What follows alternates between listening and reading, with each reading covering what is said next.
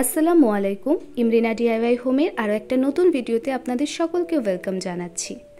আমাদের বাড়িতে কম বেশি এই ধরনের ব্যাগ পড়ে থাকে, আর এই লোগোগুলোর জন্য আমরা এগুলোকে ইউজ করি না। চলুন বাড়িতে পড়ে থাকা পুরনো ব্যাগকে একটা নতুন লুক দিই। এর জন্য আমি এরকম একটা ব্যাগ নিয়েছি যার দুই দিকেই লোগো করা আছে।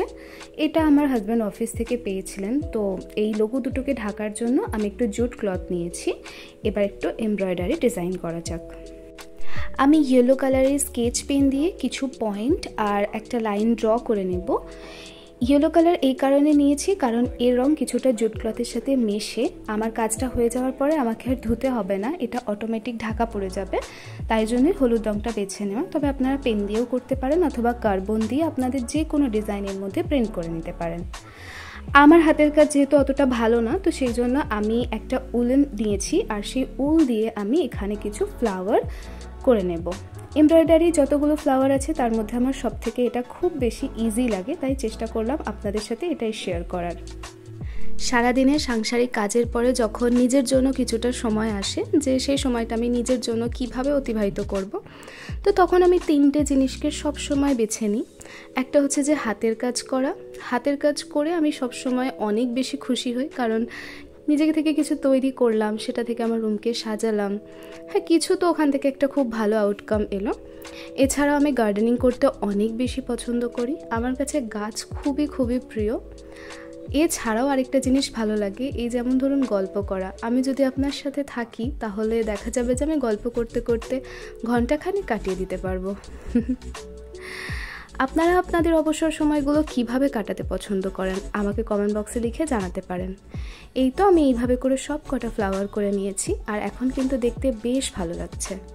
সাদা রং দিয়ে কাজ করতে আমার বরাবরই ভালো লাগে, তবে তার সাথে যদি একটু সবুজের কম্বিনেশন যায় তাহলে মন্দ হয় না, তাই না? তো যেহেতু এটা ঘাস ফুল তাই পাতা করার কোনো ঝামেলা নেই। আমি একটা সবুজ রঙের কোহিনূর সুতো নিয়েছি। আমি তো কোহিনূর সুতোই বলি, আপনাদের লোকালি কি বলে আমি জানি না। তো এরকম সুতো নিয়ে আমি এটাকে এখন চেন সেলাই দিচ্ছি। চেন সেলাইটা খুবই সিম্পল, আপনারা একবার চেষ্টা করলেই পেরে যাবেন। তো এই তো চেন সেলাই দিয়ে আমি এখন এর ডালগুলোকে করে নিব। আবার দেখা যায় আমি যখন কোনো কাজ ধরি, যতক্ষণ না কাজটা শেষ হয় আমার খাওয়া দাওয়াও যেন মনে হয় আমি ভুলে যাই, গিয়ে আমি কতক্ষণে আমার ওই হাতের কাজটা শেষ করব। মানে এতটাই ওটার প্রতি আকর্ষিত হয়ে পড়ি যে কিছু বলার না। এই তো এইভাবে যে আমি চেন সেলাই করেছি, এদিক ওদিক থেকে আঁকিয়ে বাঁকিয়ে এরকমভাবে প্রত্যেকটা ফুলে চেন সেলাই দিয়ে আমি ডালগুলোকে করে নেব। এখানে আমি সাদা সবুজ রং ব্যবহার করেছি, আর এর মাঝখানের গ্যাপগুলোতে আমি ভরাট করেছি পিঙ্ক কালারের সুতা দিয়ে। পরে দেখলাম যে না, ইয়েলোটা একটু বেশি খুলছিল, তাই ইয়েলো দিয়েও আমি অপোজিট পার্টের যে পোর্শনটা ওটাও করে নিয়েছি।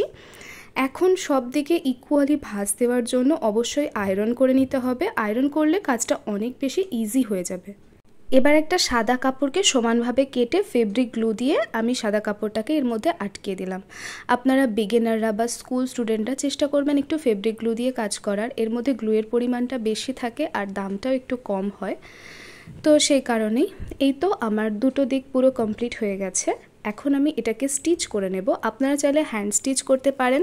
আমার কাছে যেহেতু সেলাই মেশিন নেই এবং আমার এই মুহূর্তে হ্যান্ড স্টিচ করা সম্ভব না, তাই আমি এটাকে সেলাই করিয়ে নিয়েছি। তো এই তো সেলাই করার পরে লুকটা কিছুটা এরকম হয়েছে। একদিকে ফাঁকা রেখেছি একটা পকেট মতো, যাতে করে ওখানে কিছু আমি রাখতে পারি, ধরুন চাবি, গার্ডার, ক্ল্যাচার এগুলো।